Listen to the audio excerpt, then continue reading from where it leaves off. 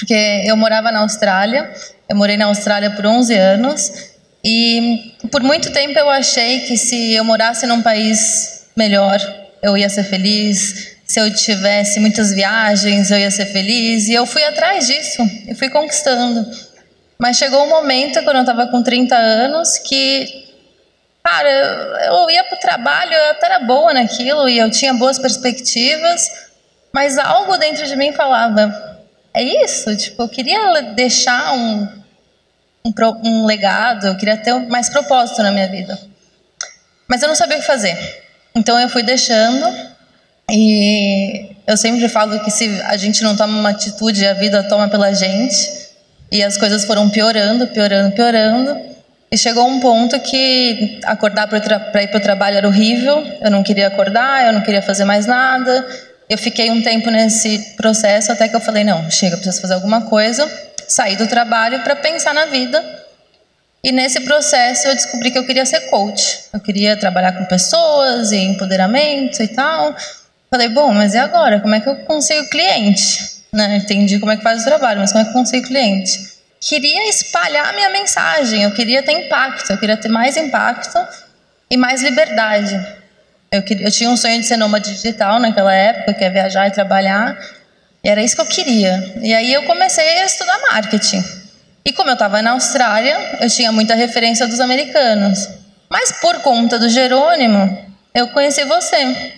E aí eu comecei a te seguir e eu rolava uma identificação grande, assim, a maior é que assim, você falava, como você morou fora do país muito tempo, você falava português errado que nem eu. Eu falava, ele fala português errado. E aí eu decidi fazer o Fórmula. Ninguém nunca ficou feliz com isso. E aí eu tava nesse movimento de querer aprender mais, né? Como é que eu faço pra minha mensagem ir embora? E eu comecei a ver seu lançamento e... Aí eu comprei o Fórmula e comecei a estudar o Fórmula.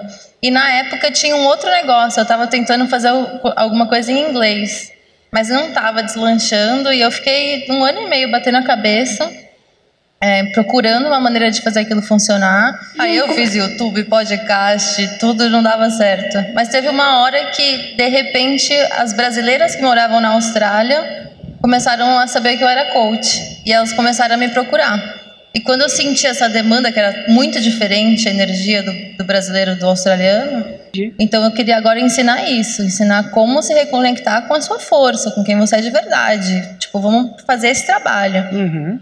E aí eu tinha essa ideia de fazer um programa online, mas eu sou procrastinadora também, né? Então eu ia deixando, e o medo, né, de fazer errado, e eu decidi fazer o Semente. Eu fiz o Semente eu fiz um evento ao vivo, para 40... Na verdade, eu estava em dúvida. Eu largo tudo que eu fiz em inglês e vou para o português, o que eu faço? Eu fiz 2 eventos, o mesmo. Um em inglês e um em português. O em inglês vieram 4 pessoas, sendo que 2 eram amigas. E o em português vieram 40 pessoas, que era o limite. Eu, caraca, tem alguma coisa aqui, sabe?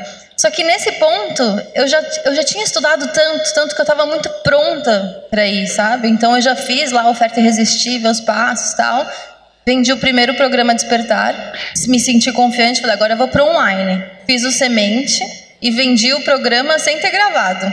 Nesse primeiro eu vendi para 7 pessoas, o equivalente a uns R$7.000, eu acho. E esse eu nem investi nada no primeiro lançamento, foi só num grupo de Facebook que eu fui chamando a galera. Aí eu fui indo e aí eu fui... Mas é que assim, eu sou uma má aluna. Era...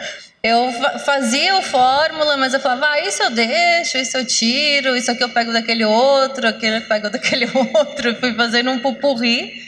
Então eu não via os resultados expressivos que eu via nos seus estudos de caso. E eu achava que o problema era com a Fórmula, não comigo.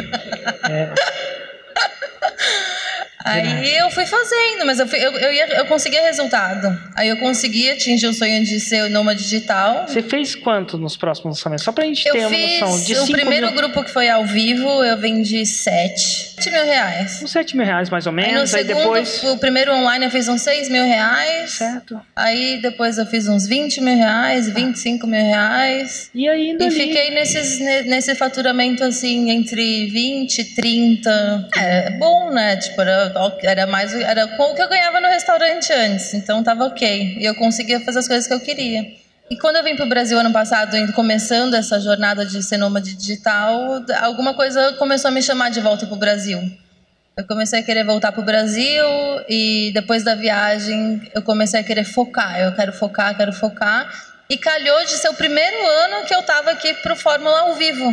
Eu lembro de quando eu cheguei no Fórmula ao Vivo, eu vi 5.000 pessoas. Eu falei, caraca, 5.000 brasileiros que estão, tipo, olhando para a liberdade que aquilo significa. Foi uma coisa que mexeu muito comigo.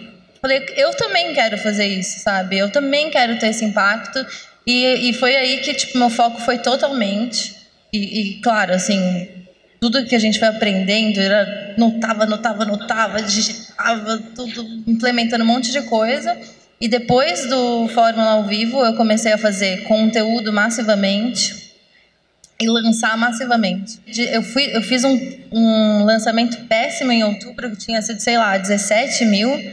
E aí, de janeiro, eu fiz 50, no de março eu fiz 64, depois 50 de novo, e agora o último foi 119 mil. 19 mil, famoso 6 em? 6 em 7. Nossa.